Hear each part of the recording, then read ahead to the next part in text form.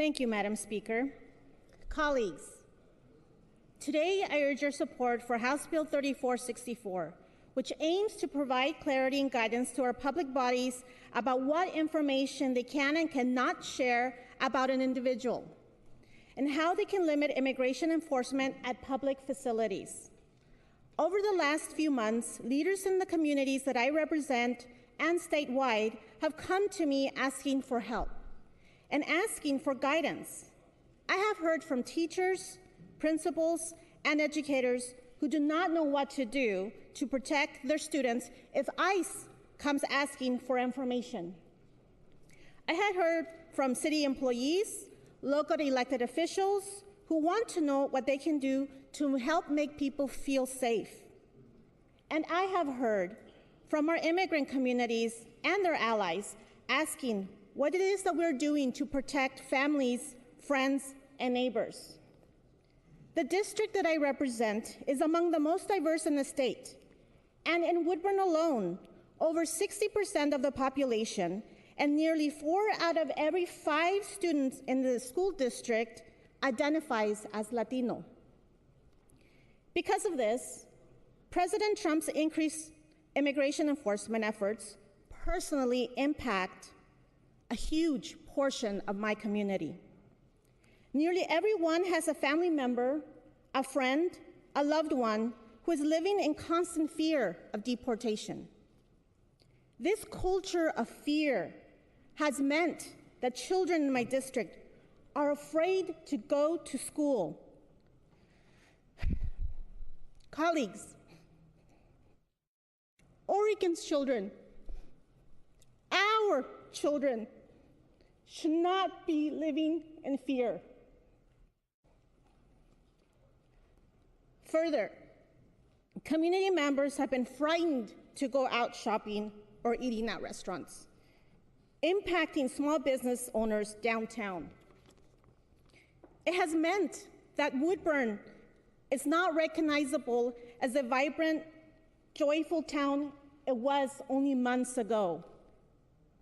I think it's worth remembering that in my district and across the state, immigrants are vital and productive members of our communities. Immigrant-owned businesses in Oregon alone generate over $430 million in income in 2014 and employed 70,000 Oregonians. Immigrants earned a total of $9.9 billion and paid over $700 million in state and local taxes. When our immigrant communities are living in fear, it is a real economic threat in Oregon. One small step that we can take as a state to support diverse communities like Woodburn and North Salem and across the state and alleviate this fear is to pass House Bill 3464 by providing guidance to our public bodies and prohibiting the sharing of personal information not required to be shared by state or federal law by our schools, cities, counties, or other public bodies. We can help end this fear and anxiety. In March, the Attorney General and I both received a letter from the Mayor of Woodburn. She called on us to step up and help her city, which also happens to be my home.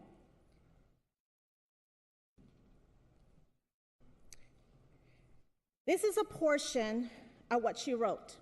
Quote, regardless of immigration status, many in Woodburn are fearful they will be stopped, questioned, and even taken from their homes simply based on the color of their skin, lack of language skills, or because of family relationships.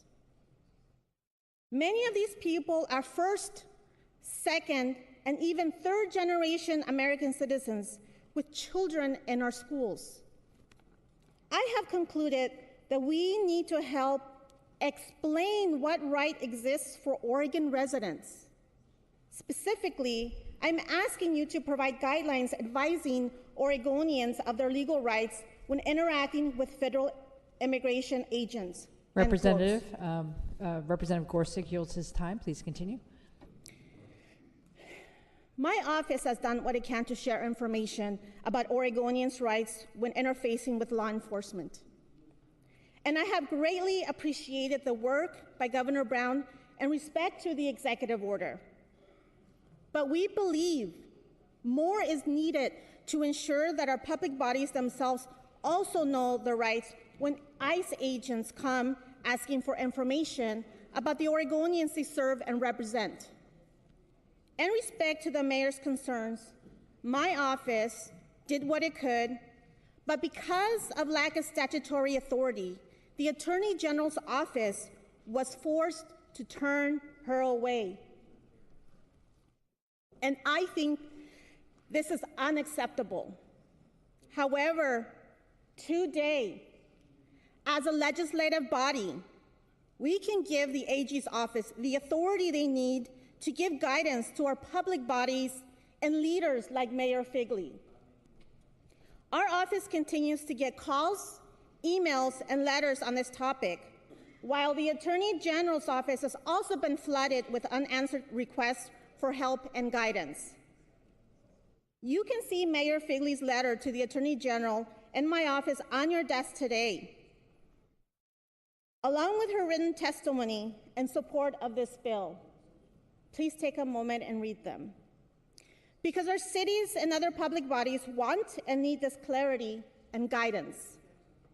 What this means in practice is that if ICE comes to a school, for example, without a warrant, looking for information on a student's parents or family, the district will be able to look to the Attorney General's office for guidance to know what to do, what information they can disclose, what they are not allowed to disclose, and what they are able to disclose at their own discretion.